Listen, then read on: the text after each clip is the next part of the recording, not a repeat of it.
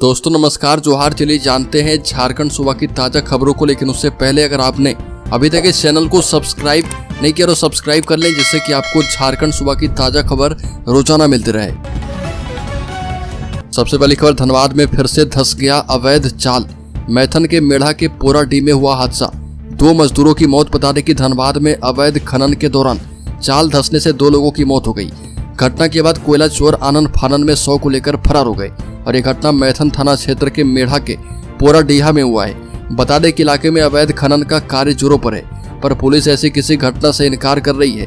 ऐसे में घटना की आधिकारिक पुष्टि नहीं हो पाई है। इस हादसे से पुलिस के इनकार किए जाने के बाद सवाल उठने शुरू हो चुके हैं। ऐसा कहा जा रहा है कि पुलिस इस मामले को दबाने की कोशिश कर सकती है। निरसा में अवैध कोयला का कारोबार बड़े पैमाने पर किया जा रहा। अगली खबर, राज्य के धनबाद जिले में आवारा कुत्ते ने छात्रा को किया काटकर घायल। धनबाद नगर निगम क्षेत्र में आवारा कुत्तों का आतंक कई शिकार हो चुके हैं। धनबाद नगर निगम क्षेत्र में इन दिनों आवारा कुत्तों का आतंक छाया हुआ है। रात हो या दिन आपको हर गली मोहल्ले में आवारा कुत्ते का आतंक देखने को मिल जाएगा।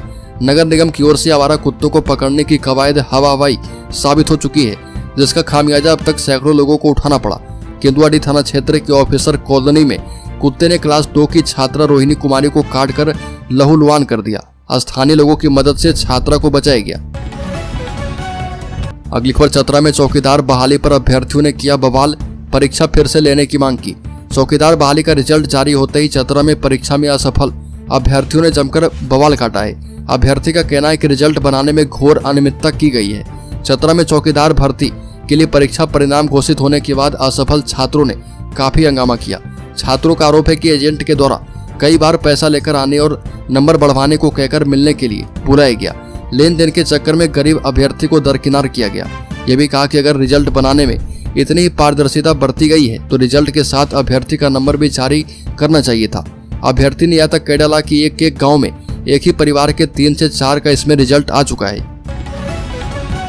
अगली खबर, राज्य के दुमका जिले में तेज रफ्तार ट्रेलर ने होटल में मचाई तबाही। महिला की मौत के बाद ग्रामीणों ने सड़क किया जाम। दुमका के काठीकुंड में एक तेज रफ्तार ट्रेलर बेकाबू होकर होटल में घुस गया। इस दुर्घटना में एक महिला होटल कर्मी की मौत हो गई, वहीं पूरा होटल क्षतिग्रस्त हो गया है। और इस घटना के बाद आक्रोशित ग्रामीणों ने साहिबगंज गोविंदपुर मेन रोड जाम कर दिया। अगली खबर, गढ़वा पुलिस ने हथियार के साथ 3 लोगों को किया गिरफ्तार। बता दें कि गढ़वा से बड़ी खबर है, जहां पुलिस ने मंझियाव थाना क्षेत्र के 2 अलग अलग स्थान से 2 पिस्टल के साथ 3 आरोपी युवक को पकड़ा है। मंझियाव थाना क्षेत्र के सोनपुरवा गांव में रात देवी मंदिर के समीप भक्ति जागरण के दौरान 2 गुटों के बीच विवाद में पिस्टल से फायर किया गया। मिसफायर होने के कारण एक युवक बाल बाल बच गया। घटना के बाद पुलिस मौके पर पहुंचकर देसी कट्टा के साथ मोटरसाइकिल बरामद कर चुकी है। बताया जा रहा है कि मंझियाव थाना क्षेत्र के सोनपुरवा गाँव में देवी मंदिर के पास भक्ति जागरण कार्यक्रम किया जा रहा था। अगली खबर, बढ़ सकती है कृषि मंत्री की मुश्किलें।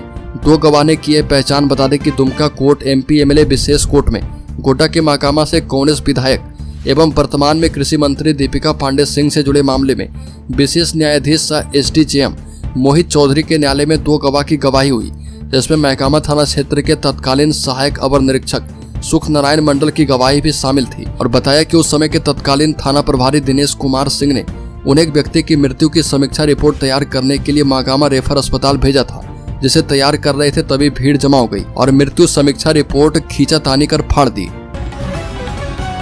अगली खबर, हेमंत सोरेन की सरकार न झुकने वाली और न ही टूटने वाली। सूबे के स्वास्थ्य मंत्री बन्ना गुप्ता ने कहा कि हेमंत सोरेन की सरकार न झुकने वाली है और न ही टूटने वाली है। झारखंड को बेचने वाले को हम कभी माफ नहीं करेंगे। मंत्री ने कहा कि भाजपा में हिम्मत है तो सरना धर्म कोड लागू करे, पिछड़ों को 27% आरक्षण देने की घोषणा करके दिखाए। साथ ही झारखंड का बकाया 1,36,000 करोड़ राज्य को चुका करके दिखाए। साथ ही हेमंत सोरेन को जेल भेजने के लिए माफी मांगे। बन्ना गुप्ता ने कहा कि भाजपा जुमलों वाली पार्टी है। हेमंत बिस्व शर्मा चाइना का माल है जो लीखो फेंको की तरह इस्तेमाल हो रहे।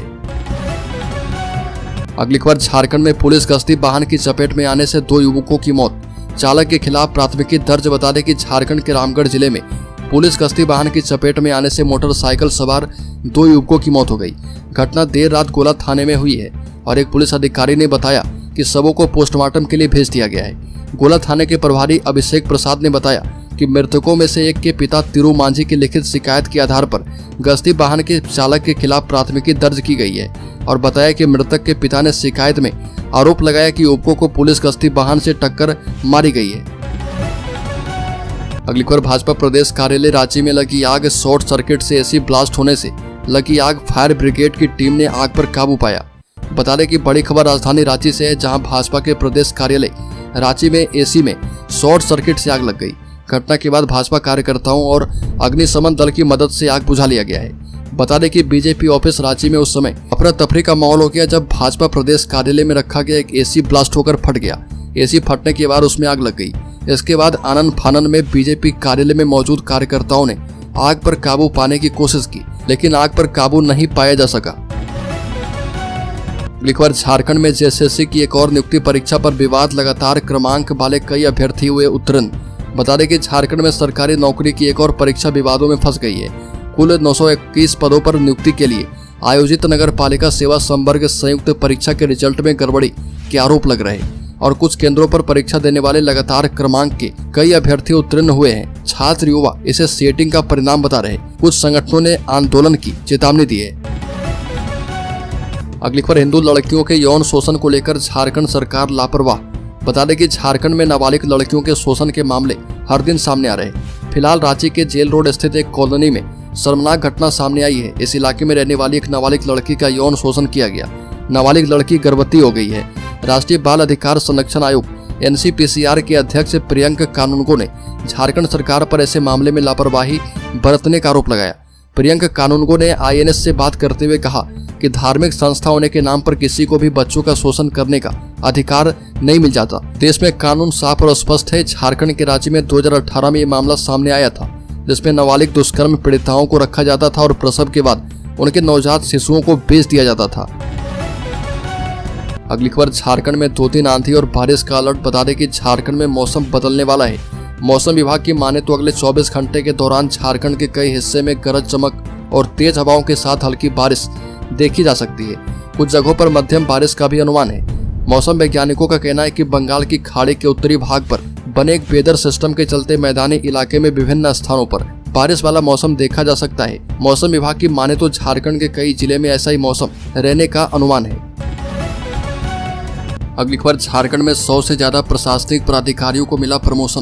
बता दें कि झारखंड में 105 प्रशासनिक प्राधिकारियों को राज्य सरकार द्वारा प्रमोशन दिया गया है। सरकार ने जिन प्राधिकारियों को प्रमोशन दिया है वो सभी अनुमंडल प्राधिकारी और समकक्ष कोटि के हैं। अधिकारियों को अपर समाहर्ता और समकक्ष कोटि में प्रोन्नति दी गई है और इस संबंध में एक ऑफिशियल नोटिफिकेशन जारी की गई है। उसके मुताबिक कुल 105 प्रशासनिक प्राधिकारियों को प्रमोशन दिया गया है। जिन अधिकारियों को प्रमोशन दिया गया वो सभी अलग अलग विभागों में कार्य कर रहे हैं।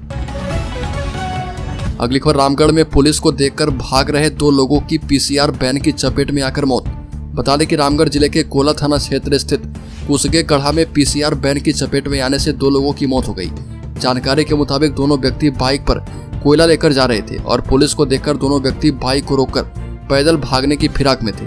इसी दौरान पीछे से आ रही PCR की चपेट में आने से एक व्यक्ति अमित हेम्ब्रम की घटना स्थल पर ही मौत हो गई, जबकि दूसरे की अस्पताल में इलाज के दौरान जान गई है। अगली खबर, पूर्व मंत्री सरयू राय के खिलाफ दर्ज मामले में सुनवाई 19 नवंबर को। पूर्व मंत्री सह विधायक सरयू राय से जुड़े गोपनीय दस्तावेज लीक करने के मामले में 19 नवंबर को सुनवाई की जाएगी। मामले में MP MLA की विशेष कोर्ट में सुनवाई की तारीख सूचीबद्ध थी।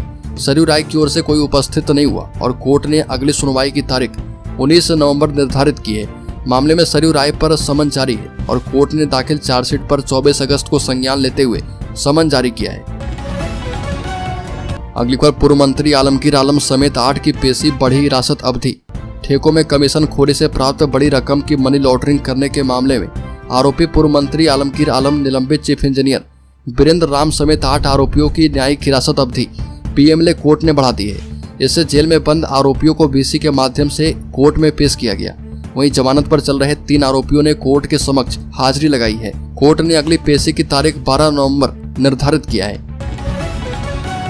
अगली खबर, संथाल में बांग्लादेशी घुसपैठ से कितनी बदली डेमोग्राफी। मुख्यमंत्री को मुख्य सचिव ने भेज दी रिपोर्ट। संथाल परगना में बांग्लादेशी घुसपैठ से हो रहे डेमोग्राफिक बदलाव पर एक विस्तृत रिपोर्ट मुख्यमंत्री और मुख्य सचिव को दी गई है। राष्ट्रीय जनजातीय आयोग के सदस्य डॉक्टर आशा लकड़ा के द्वारा यह रिपोर्ट मुख्यमंत्री सचिवालय और मुख्य सचिव को दी गई है।